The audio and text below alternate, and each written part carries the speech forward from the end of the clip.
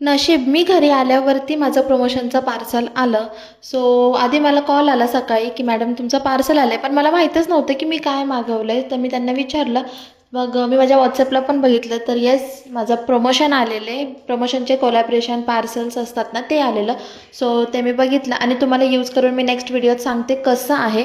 So सकाळचा नाश्ता आज होता मस्तपैकी आलू पराठा. खूप छान आणि मस्त झालेला गाईज, तुम्ही बघू शकता.